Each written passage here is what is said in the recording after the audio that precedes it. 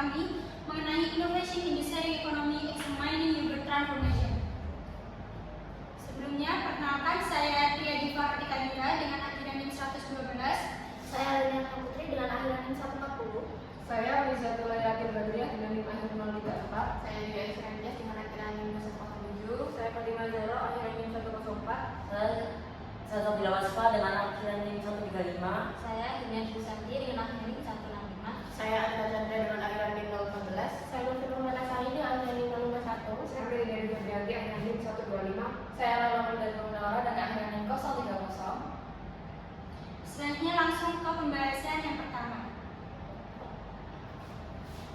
Jadi perkembangan teknologi digital ini telah menciptakan inovasi baru yaitu dalam sistem ekonomi global. Salah satunya yaitu sharing ekonomi. Nah, salah satu perusahaan yang telah menjadi pelopor dalam penerapan sistem ekonomi sharing ini adalah Uber. Nah, Uber di sini telah berhasil mentransformasikan industri transportasi konvensional yang lebih modern dan berbasis teknologi. Nah, dari pemaparan kami saat ini, kelompok kami akan membahas bagaimana inovasi ini diterapkan oleh Uber dan bisa mampu mengubah pola bisnis tradisional serta bagaimana dampaknya terhadap pengguna, pengemudi, dan industri transportasi secara keseluruhan. Next. Selanjutnya itu ada konsep sharing ekonomi. Jadi konsep sharing ekonomi ini merupakan sistem ekonomi yang memiliki akses sementara, namun bukan kepemilikan permanen. Jadi di sini orang tuh bisa memakai barang atau jasa kapan saja tanpa harus membeli atau merawatnya sepanjang waktu. Seperti ketika kita mungkin nih pengen jalan-jalan menggunakan mobil, nah kita bisa langsung order mobil lewat suatu platform tanpa harus memiliki mobil tersebut. Jadi melalui platform ini kita bisa menggunakan mobil secara berjam-jam tanpa harus membayar servis ataupun pajaknya. Selanjutnya yaitu konsep sharing ekonomi juga ini mengandalkan pemakaian secara sementara dan pemakaian bersama-sama tanpa harus memakai sepanjang waktu. Nah, konsep peer-to-peer ini konsep sharing ekonomi ini memiliki bentuk peer-to-peer, yaitu berupa suatu platform yang menyediakan transaksi, pembayaran ataupun keamanan agar penyedia dan pengguna ini bisa saling terhubung satu sama lain. Gitu. Next. Baik, selanjutnya ada tinjauan literatur. Jadi di sini yang pertama ada inovasi dalam ekonomi berbagi. Jadi menurut jurnal Li et al. Tahun 2025 ada dua karakteristik utama dalam inovasi ekonomi berbagi. Yang pertama itu ada penyediaan akses kerumunan dan yang kedua ada akses sementara. Jadi dua karakteristik utama ini merupakan dasar untuk perusahaan Uber ini melakukan inovasi. Yang kedua ada faktor pendorong inovasi pada bisnis. Yang pertama itu ada efisiensi biaya pencocokan, yang kedua ada sifat disintermediasi, dan yang terakhir ada peran komunitas dan aktor sosial. Untuk yang ketiga ada dampak dan transformasi Uber. Jadi studi kasus Uber ini menunjukkan bahwa inovasi dalam ekonomi itu memiliki dampak. Yang pertama itu disrupsi industri transportasi. Jadi Uber itu memaksa industri taksi itu beradaptasi dengan teknologi dan sistem pemesanan digital. Yang kedua ada demokratisasi akses transportasi. Jadi pada fase awal itu Uber berkontribusi pada peningkatan kesejahteraan sosial dengan layanan yang lebih mudah diakses dan terjangkau. Yang terakhir ada pergeseran orientasi perusahaan. Jadi setelah menjadi perusahaan publik 2019, Uber itu mengalami transformasi dari orientasi sosial menuju profit maximization yang tercermin dari strategi harga dan model layanan baru seperti Uber One dan Uber Travel. Next. Oke, selanjutnya yaitu ada inovasi model bisnis dari staircase perusahaan Uber ini. Yang pertama itu ada perubahan dari kepemilikan menjadi akses sementara, di mana Uber ini membuat pengguna itu tidak perlu memiliki transportasi untuk menikmati perjalanan mereka, tetapi cukup mengakses sebuah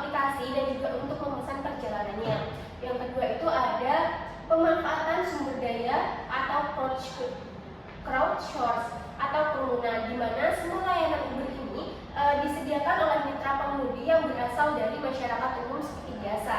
Nah, Uber ini tidak mempekerjakan sopir secara langsung dan tidak memiliki armada kendaraan sendiri. Namun pemesanan bisa dilakukan melalui aplikasi seperti yang pertama tadi. Yang ketiga itu ada model berbasis platform digital, di mana Uber ini menghubungkan pengemudi dan juga penumpang ini melalui aplikasi yang menggunakan algoritma untuk mencocokkan permintaan dan juga penawaran yang dilakukan. Yang keempat itu ada model pendapatan berbasis komisi, di mana setiap transaksi perjalanan yang dilakukan itu dikenakan potongan biaya oleh Uber. Jadi perusahaan ini mendapatkan keuntungan dari persentase komisi dari perjalanan tersebut. Yang selanjutnya itu ada inovasi layanan dan juga diversifikasi penawaran, yaitu Uber ini memunculkan berbagai layanan fitur seperti Uber Eats atau untuk memesan makanan, Uber Freight untuk melakukan pemesanan dan juga pengiriman logistik. Yang selanjutnya yaitu ada Uber Health atau transportasi medis, hingga ada juga Uber. Yang keenam itu ada transformasi orientasi strategis, di mana yang awalnya hanya berfokus untuk misi sosial, yaitu untuk membuat transportasi ini jauh lebih terjangkau, tapi Uber ini juga berkembang menjadi perusahaan yang berorientasi pada profit atau laba. Yang ketujuh yaitu ada dampak terhadap suatu struktur pasar, di mana kehadiran Uber ini mendisrupsi industri taksi tradisional, di mana banyak perusahaan taksi yang harus mengubah model bisnis mereka dan meningkatkan layanan atau beralih ke sistem aplikasi seperti yang dilakukan oleh perusahaan Uber ini. Next.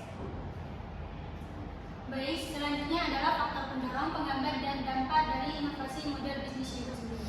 Yang pertama, inovasi model bisnis Uber ini didorong oleh teknologi digital yang memerlukan biaya transaksi rendah, juga percepatan pencocokan pengguna. Selanjutnya juga sistem tanpa perantara yang meningkatkan efisiensi, terus juga sistem kolaboratif dan big data yang meningkatkan kualitas layanan, juga prinsip akses over ownership yang juga menjangkau partisipasi masyarakat luas.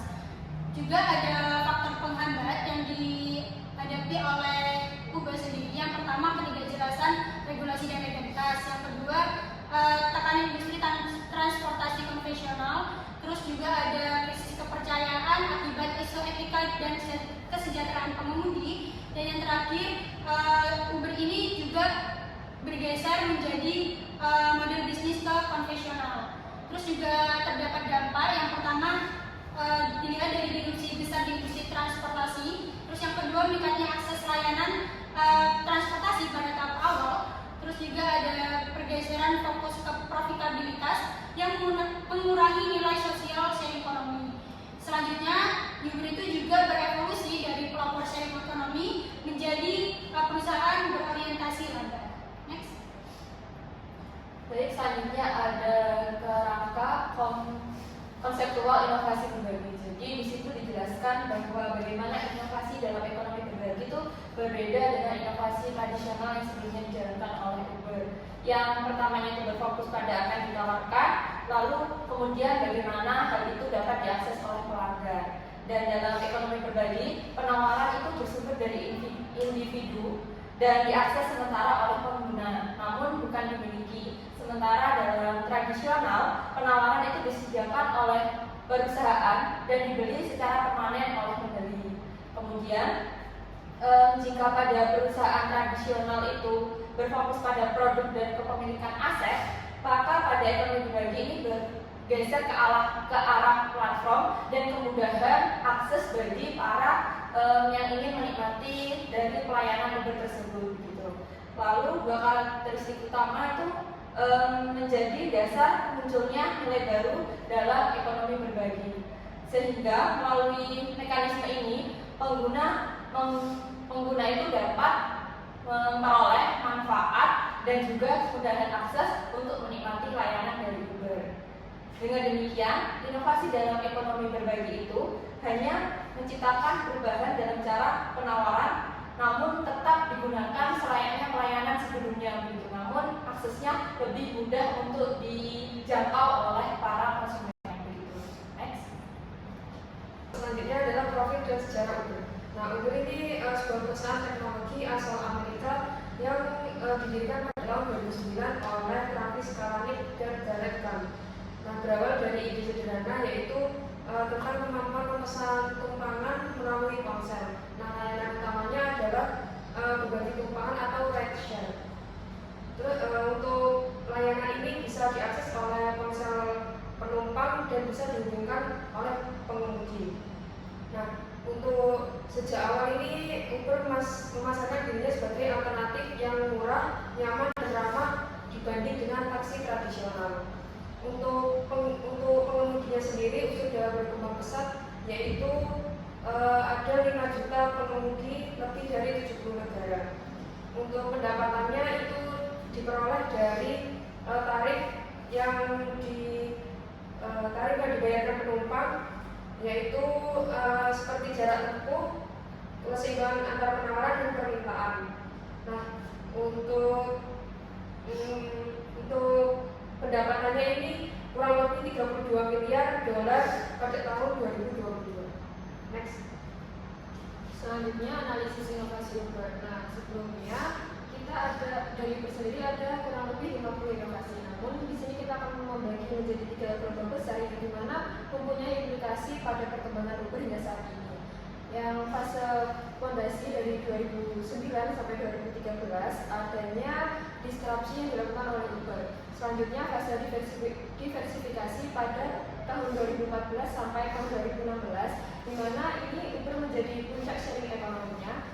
Dan fase selanjutnya ada fase transformasi dari 2017 sampai 2022, di mana Uber mengubah dirinya untuk bertransformasi menjadi aplikasi super apps. Dari startup transformasi sederhana menjadi platform multi layanan yang kompleks. Perubahan orientasi dari akses transformasi menuju kepemilikan dan lifestyle dibuktikan dengan adanya penggunaan layanan premium atau pelanggaran. Selanjutnya ada matriks analisis inovasi Uber.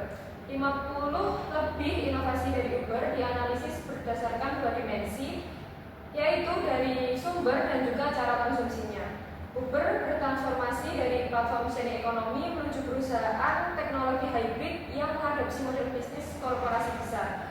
Sebesar 44% inovasi terbaru sudah bergeser ke model yang konvensional, sehingga hal ini dapat menyebabkan batas antara sharing ekonomi itu sendiri dan perusahaan tradisional semakin kabur. Dapat dilihat dari matriksnya, itu merupakan contoh inovasi Uber yang memenuhi standar matriks dari 44% inovasi terbaru.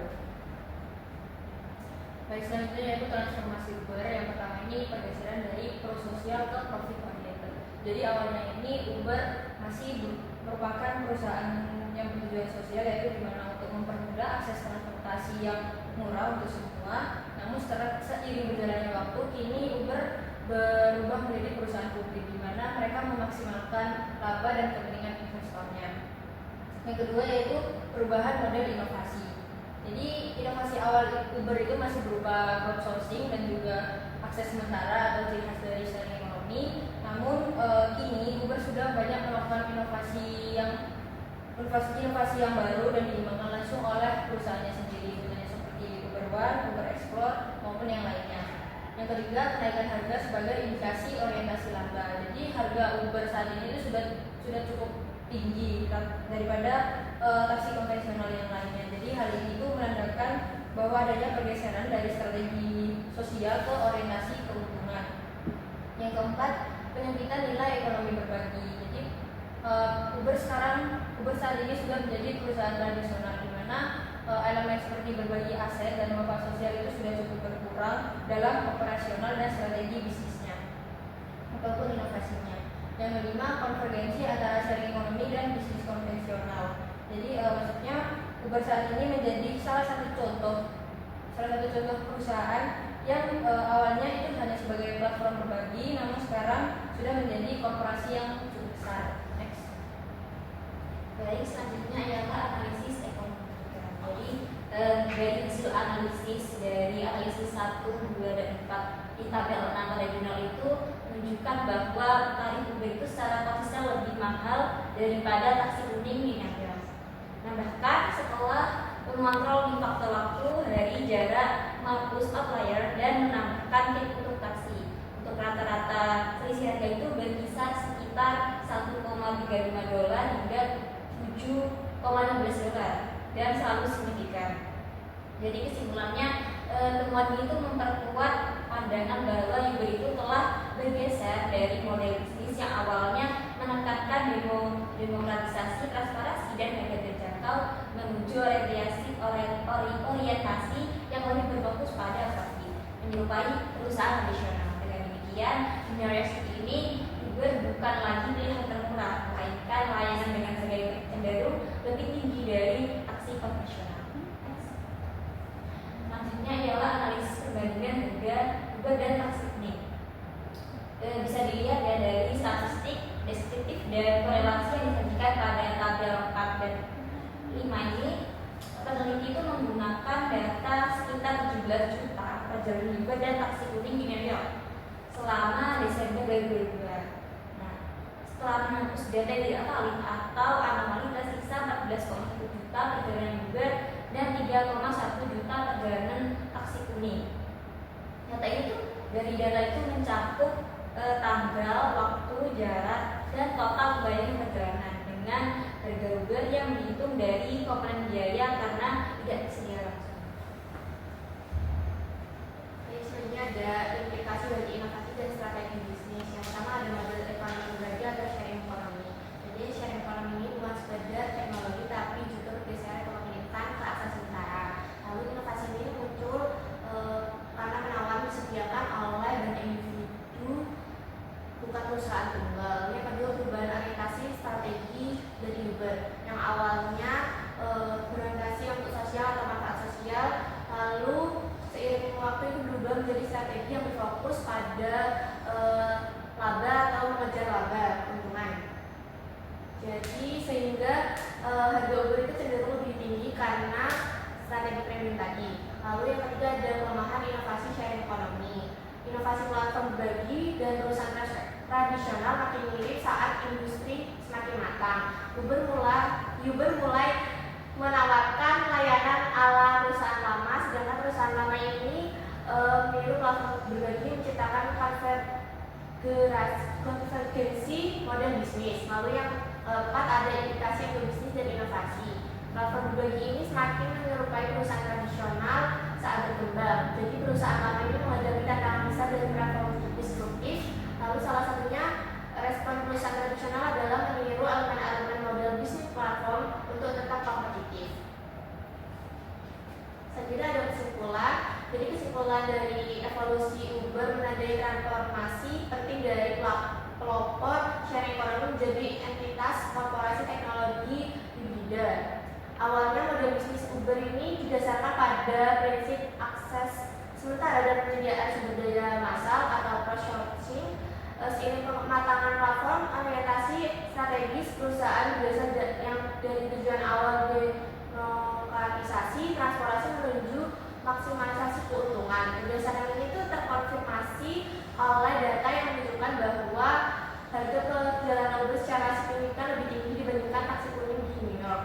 Diversifikasi Uber ini ke layanan berbagi telah menyebabkan konvergensi dengan model bisnis konvensional, di mana batas antara inovasi sharing ekonomi dan perusahaan tradisional semakin kabur. Secara keseluruhan, studi kasus Uber ini memberikan pelajaran penting tentang kecenderungan platform disruptif untuk menyesuaikan diri dengan strategi profitabilitas perusahaan lama. Baik, cukup sekian presentasi dari kami. Assalamualaikum warahmatullahi wabarakatuh.